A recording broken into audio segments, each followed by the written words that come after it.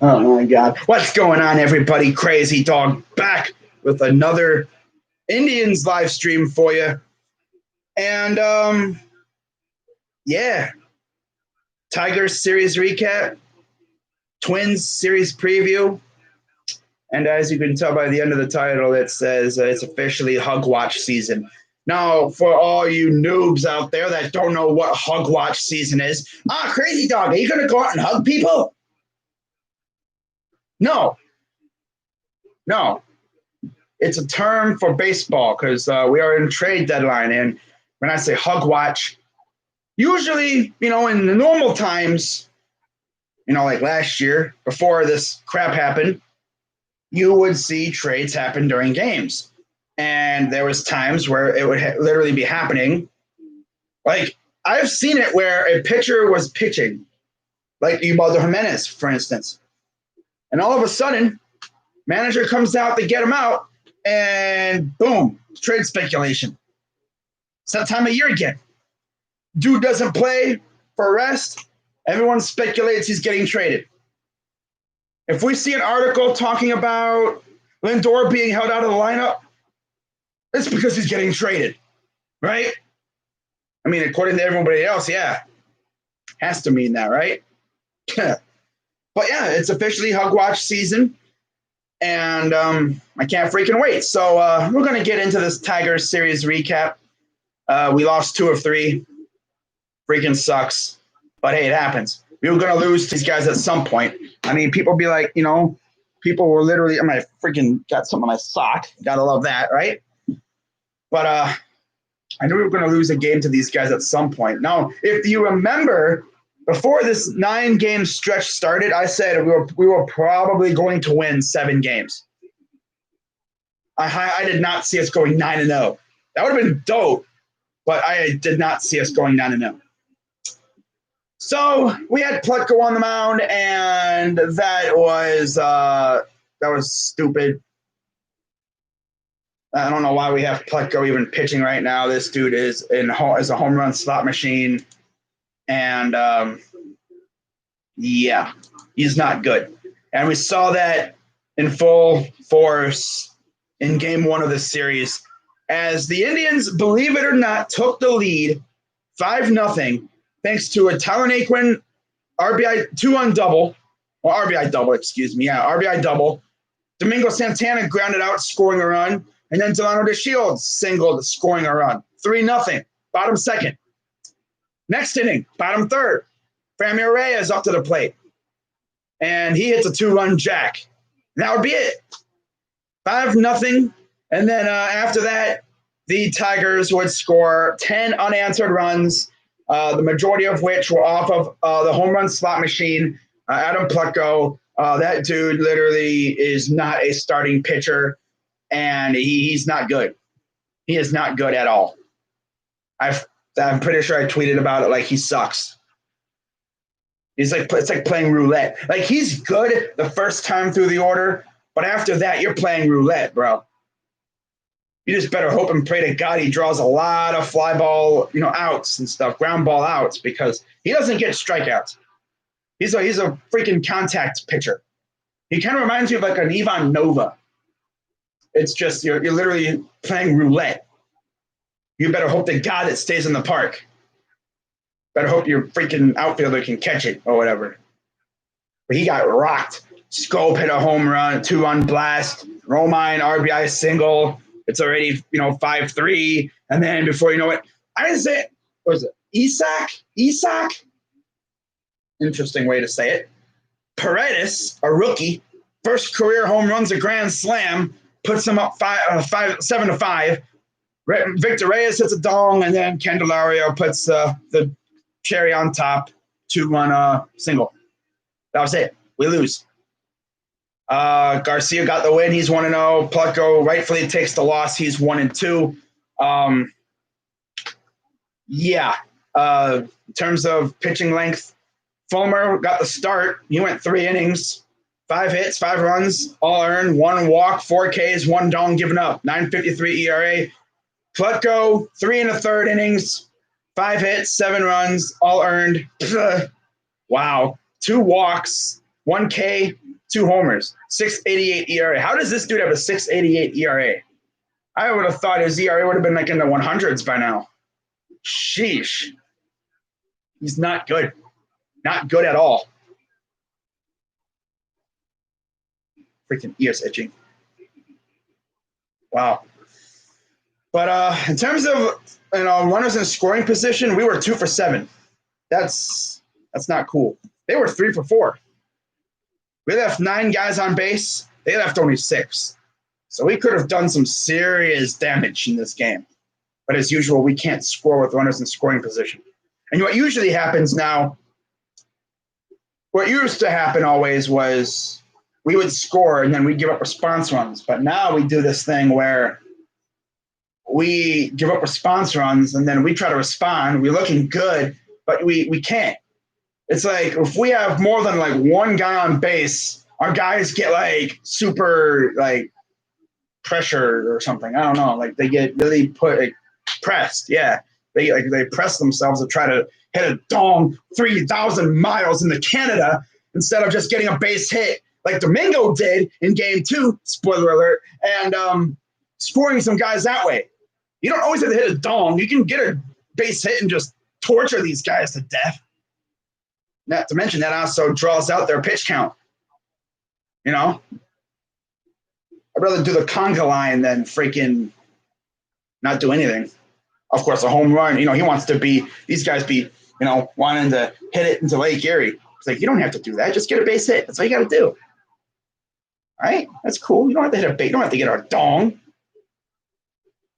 Just get a base hit. That's all you really got to do. So, yeah, we lose, Now we talk about game 2.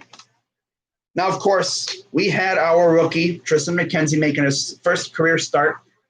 And he was going up against Matt Boyd, who is actually not horrible. Pletko is horrible. Yes, he is. Do I think Tigers are buyers or sellers? Sellers. Indians are kind of a hybrid. They're going to buy and then they're going to sell as well, I'm sure. I could see them. I could also see the Indians selling to buy. Like trading Clevenger for a bat. Trading Plazak for a bat. Hell, trade something. Clevenger and Plazak are probably the 2 most likely guys to get traded by us.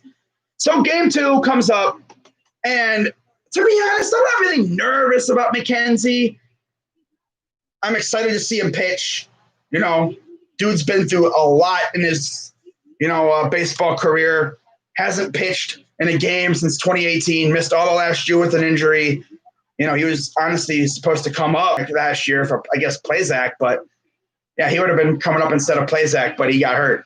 He was hurt. So Plazak came up, and he turned out to be an absolute beast. I think Savali, too. It was one of those 2.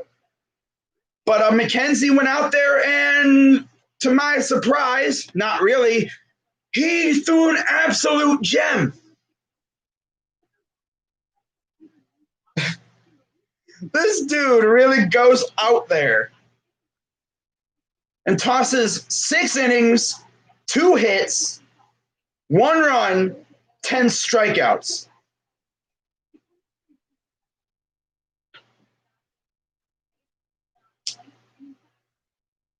Ten strikeouts in your first ever start. This dude, like I said, this dude hadn't pitched in 2 years.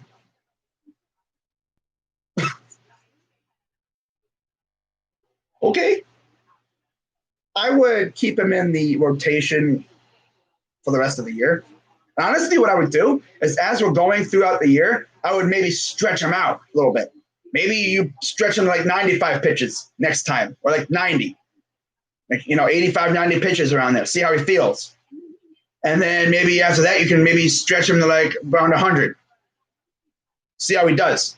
You don't want to hurt him, obviously. If he doesn't feel comfortable doing that, you don't want to hurt him. That's all we need, of course. But yeah, facing Boyd, who went 5 1/3, 5 hits, 2 runs given up, both earned, 1 walk and 6 Ks. 8.48 ERA. This game was not fun to start. We really could not do anything. You guys probably saw how heated I got in this stream because we literally could not do a damn thing. The Tigers got the scoring started with a Willie Castro home run. For those who think that name sounds familiar, it is. It should sound familiar because he was at one point in the Indians farm system. We traded him to Detroit for Leonis Martin, who I believe is now playing in Japan. Bruh. So he hits a home run off of, I guess, a former teammate of his, technically, yeah. And then we didn't do anything. That was top 4. Bottom 6 comes up, and Domingo Santana, freaking RBI double, scores 3 runs, just like that. You know, people were like, I remember someone in the chat was telling me, don't cheer. You were hating on him the whole game. Well, I'm not going to be positive when we suck. I'm not going to be like, yay, Domingo, you struck out. Good job, buddy. You struck out. At least you tried. No, I'm going to freaking let you have it. Stupid. But, yeah, he came up clutch. That's the thing about Domingo. He sucks, but in the clutch moments, he turns up, and he gets the job done. You love to see that. And then Perez helped him out with a single. So he scored a run, or double actually. Well, they threw home, and then Perez just with the awareness took second base. So that was dope. And then bottom 7, Carlos Santana sac fly, scores run number 5, and then Cesar Hernandez got the scoring, finished up the scoring with an RBI single. So that's cool. That's cool. All right, so we win 6-1. McKenzie gets the win. First career dub. Boyd takes the loss. He's 0-4. Like I said, I already went through the lines. McKenzie, 6 innings, 2 hits, 1 run, 1 walk, 10 Ks, 1 home run. Could have easily been a no-hitter, in my opinion. Could you imagine that? Dude throws a no-hitter. Because if you look at the rest of the stats, the only guy to give up a hit after McKenzie was Simber. It would have been Simber to give up the no-hitter. It would have been him. That would have been so bad. Oh, my God. Indians fans would have been roasting him hardcore if that was the case. But, hey, Simber actually did not look like utter garbage this time around. Sometimes he looks good, and other times he just looks so bad. I guess it really depends on who he's facing. Because he mashes, I think, righties or lefties, and then the other one he gets mashed by.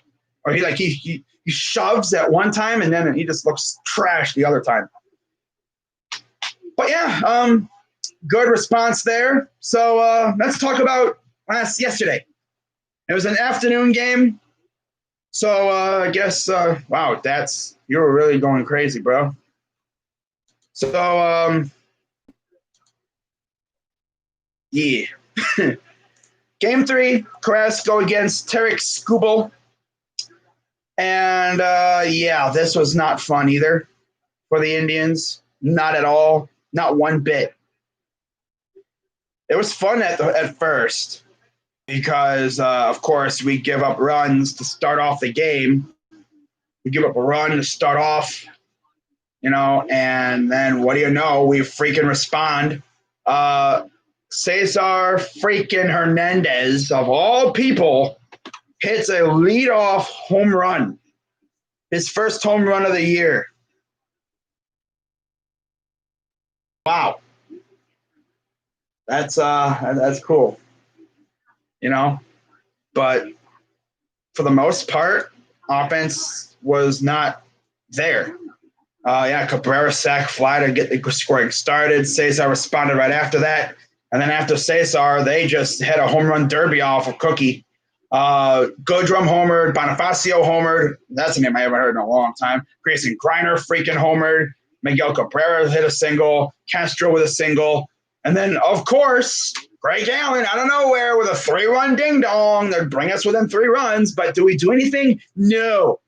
That was in the bottom of the 9th, too. We had so many chances in this game to score runs, and we were allergic to scoring. Sucks. I mean, you look at the amount of guys we left on base. We left 7 on base. We were 1 for 10 with runners in scoring position. Wow. Carrasco went 3 1/3, 7 hits, 4 runs, 1 walk, 4 Ks, 2 homers, 4.50 ERA. And Skubal went 2 1/3 with 3 hits, 1 run, and 5 strikeouts. And then they brought in Daniel Norris, and he pretty much finished the job. He held us down until they got a big lead, and then Soto and Farmer and Jimenez came in there. Jimenez just immediately just started giving up, just choking. He was like on the mound. Dude freaking gives up 3 runs on a dong, and then they bring in Cisnero, and he shuts it down. Of course. So, with that being said, we lose. Norris takes the win. He's 2-1. Carrasco loses again. He's 2-3. 3 straight bad outings for Carrasco. I don't know what's up with him. It's like ever since Plesac and Clevenger got, booted, that he's been kind of bad. It's weird. It's kind of like when Bauer, when Clevenger was hurt, Bauer was kind of struggling. It's like maybe he needs Clevenger in the freaking dugout to give him that juice. I don't know. I don't know what's going on with Cookie. That's kind of scary. Hope he's not sick, Hope everything's Gucci with him, though. Because, like I said, a while back, he battled freaking cancer. So, where do we go on from now? Where do we go from now? Where do we go from here? Can't even freaking talk.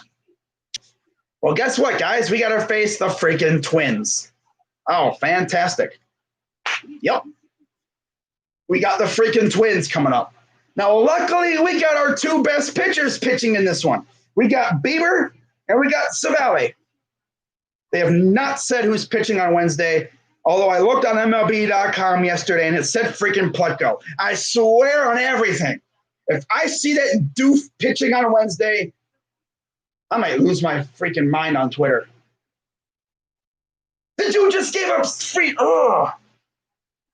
He gave up 7 runs in his last start. Hey, let's trot him back out there.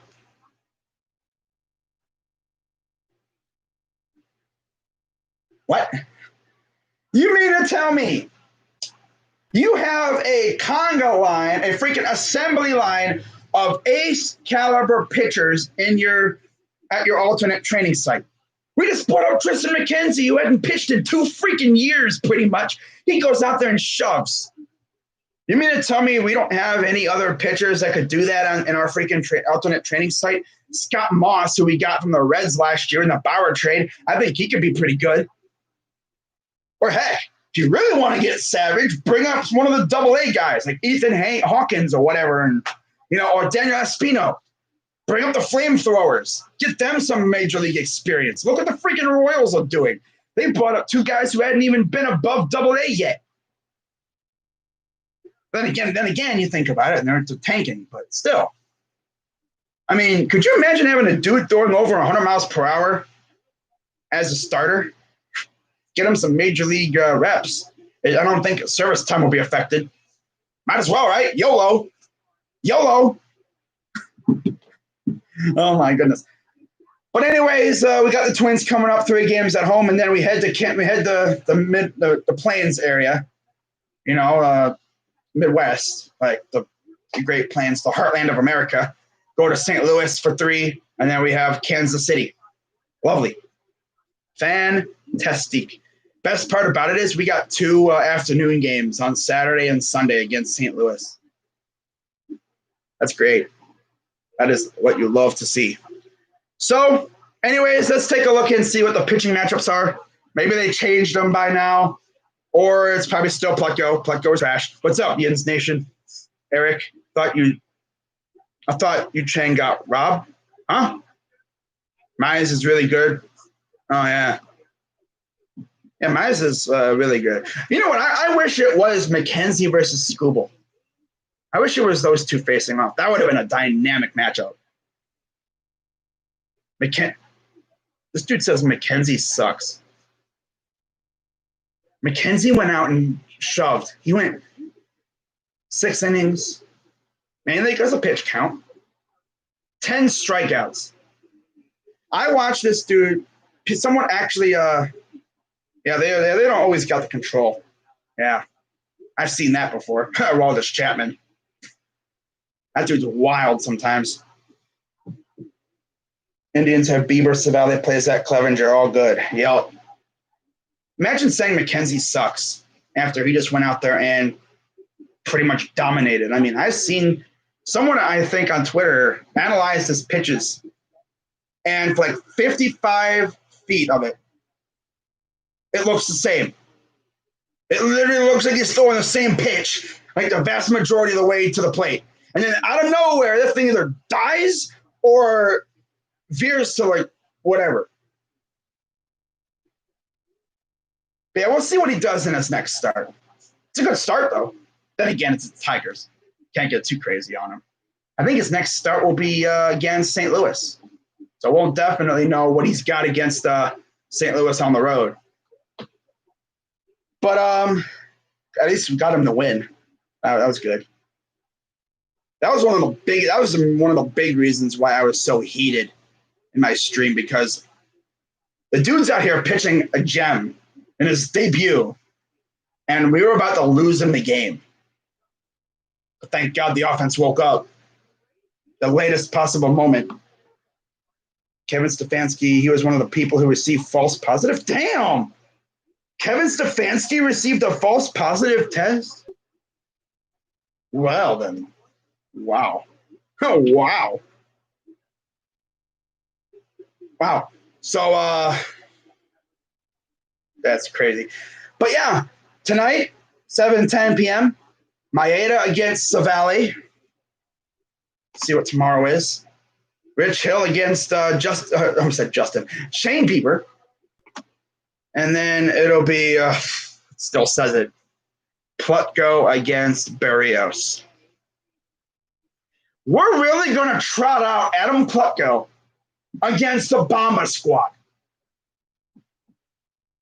Really? This dude gave up 7 runs to a team that has very minimal power. He gave up a grand slam to a rookie. It tells you a lot about Paredes, though. This dude's had 2 straight horrendous starts. But yeah, let's trot him out, though, against the Bomba squad. Right?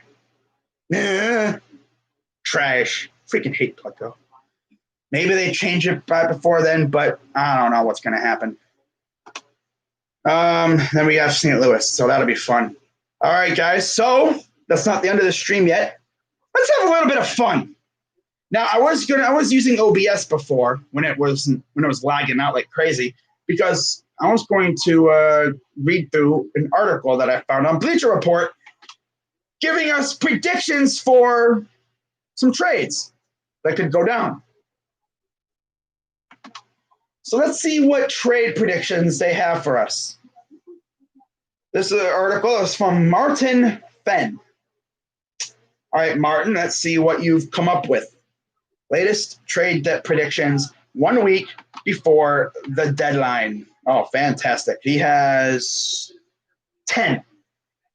First one, Yankees flip at least one of Frazier and Duhar for pitching. Okay.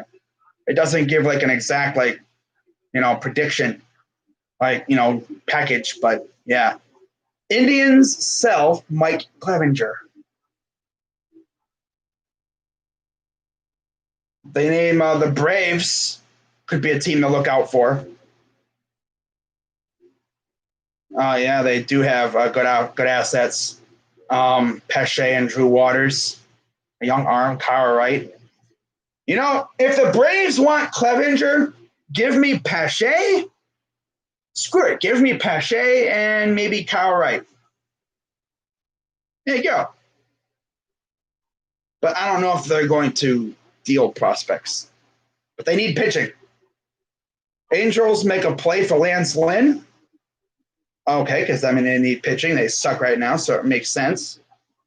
Mets gamble on Taijuan Walker. Hmm. Okay. A's add Mitch Moreland. Ooh. Some interesting trade ideas here. Wow. Interesting. Padres get Keone Kela. Wow. Blue Jays seek reclamation project in Matt Boyd. Ooh, you put Matt Boyd with that squad in Toronto / Buffalo. That could work. Reds get Ian Kennedy. Well, I know the Royals do got a lot of pitching, and they're probably going to sell off most of it, so that could be something to watch. Diamondbacks grab Michael Givens. Cubs get former division rival Whit Merrifield? Or no? Rosenthal. Oh, Rosenthal. I figured. So, yeah, this guy mentions the Braves as a potential suitor for Mike Clevenger. He predicts that we sell him off. I could see it. It'll be interesting to see what happens there. Let me see what else he offers. So he puts in here. Yeah. If the Atlanta, it's kind of funny. You have the two teams who are named after Native Americans. That's kind of funny, making a deal. Yeah. If their general manager is willing to part ways with Christian Pache or Waters or Wright and Anderson or whatever, I mean, I'd be up for it. Pache's a stud. But of course, if I was the Indians, I would also maybe try to pit teams against one another for Clevenger. It's like you want him, you got to fight each other for him. Outbid each other. Get them into a bidding war with one another. That's how you do it. You get teams into a bidding war over Clevenger. And then we just sit back with our popcorn just watching the show. And then at the end, you'll be like, by the way, we're not trading him. That's what's going to happen. Get them all into a bidding war with one another. They're fighting each other to the death. And then at the end, you're like, oh, by the way, we're not trading him. You guys just fought each other for nothing. Okay, bye. I think it's possible we trade him. Looking fresh, you already know. Let's go Twins. Yes, Indians should be sellers. They aren't good enough to make a run. Yeah, that's why we're in second place, right? Okay. Yeah. Yeah, okay. Well, I think I'm going to wrap this up here, guys. We're going on half an hour. But yeah, if I see or hear anything about the Indians making a trade, I will, of course, probably go live until we find out what we're getting. That's what I did last year. It's probably what I'm going to do this year. So, and of course, I'll be streaming the trade deadline. So that'll be fun. Hope you guys tune in for that. But as far as me going live for the Twins series, I think I'm going to take a few days off here, and I'll be back for the Cardinal series. So at least for right now. Because, I mean, I'm trying to, kind of limit myself with the streaming. I might do some basketball tonight or tomorrow, whatever. Probably going to do basketball tomorrow. And then I'll be back for the St. Louis series. And then, of course, I'll be streaming the Kansas City one, too. So that'll be fun.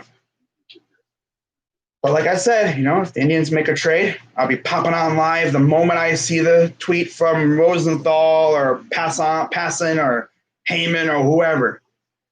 The moment I see Ken Rosenthal tweet, let's say Clevenger to the Braves. Clevenger's been traded to the Braves. Boom, I'm going live. Not even on OBS. I'm going live like I am right now, and I'm going to just look through and wait to see what we're getting.